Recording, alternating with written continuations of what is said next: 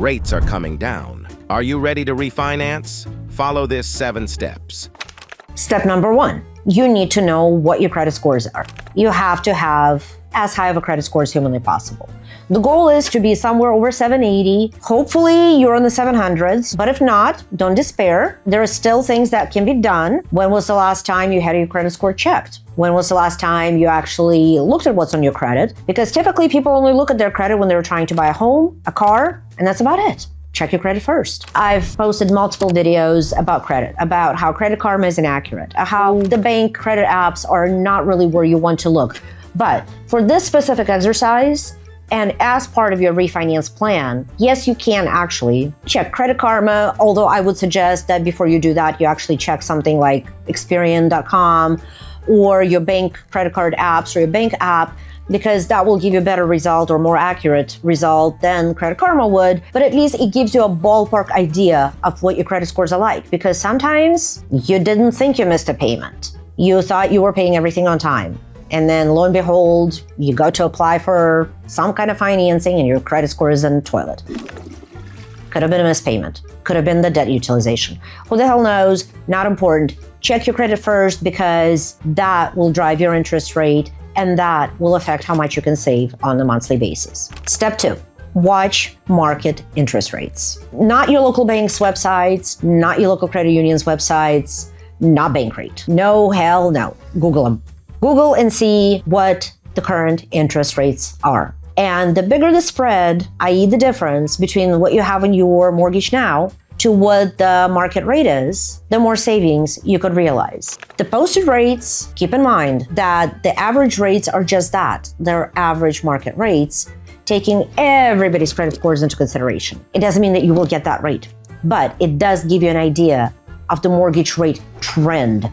And that's what's most important, because if the rates are trending down, that's when you start considering a refinance. If you got a loan in 2023, for example, when the rates hit the highest levels in God knows how many years, I'd say 20 plus at this point, and your rate is right now 7.75, just throwing that out there. And now the rates are trending towards 6.75, for example, you should consider refinancing. You should really consider what your savings could be. Average rate could be 6.75. Your rate for your specific situation could be more like 7 perhaps, but is 3/4 of a percentage point enough based on your situation, based on your loan amount? It very well may actually save you a few $100 a month. Yes, you heard me right. A few $100 a month, depending on your loan amount. Step 3, determine your estimated monthly savings. Mortgage calculator. I'm sure you've heard me say this before, and I'll say it again and again and again. Google is your friend. You can also find my video about the Google mortgage calculator on my channel, by the way. You don't even need the instructions for it. You just plug the numbers in. So you calculate what your loan amount is, tack on, I don't know, 10 grand or so for closing costs, so bump up your loan amount, plug in the new interest rate, and that will give you a ballpark amount of what you could save between your current mortgage payment and the new calculated one. Step 4, collect your financials. You may think that I've gone mad. You want to have all of your financials ready, because when the rates drop, you don't want to be searching all over the universe for your pay stubs, your bank statements, your W-2s, a copy of your ID. You'd be surprised. You want your financials in one place. The faster you can get them assembled, the faster you can get your loan application done, the faster you can have your refinance wrapped up in case the rates do go back up, which they have considerably in the last 1.5 to 2 years. So you want to be ready, gather up your financials and keep them handy.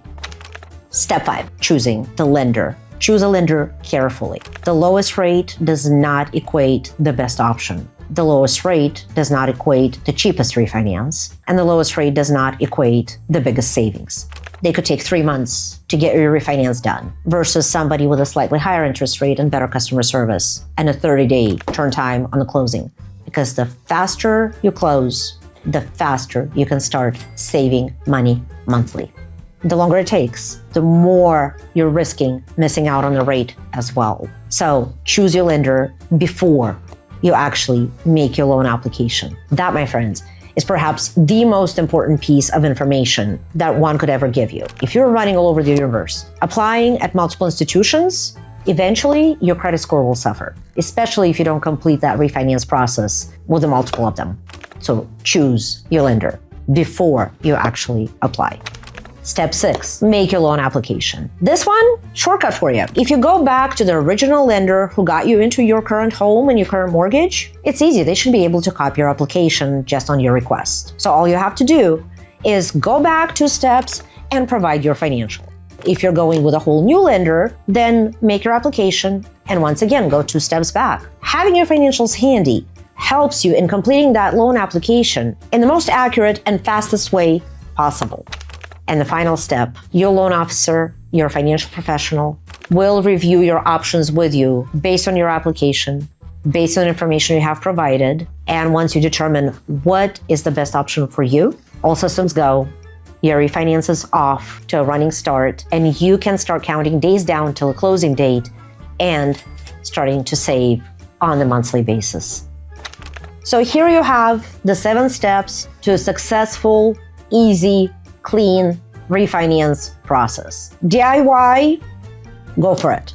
But if you do need the extra help and if you do need the hand-holding, comment below, reach out, and we'll hand-hold you from start to finish and help you with the process. Thank you for watching. I'll see you in the next one.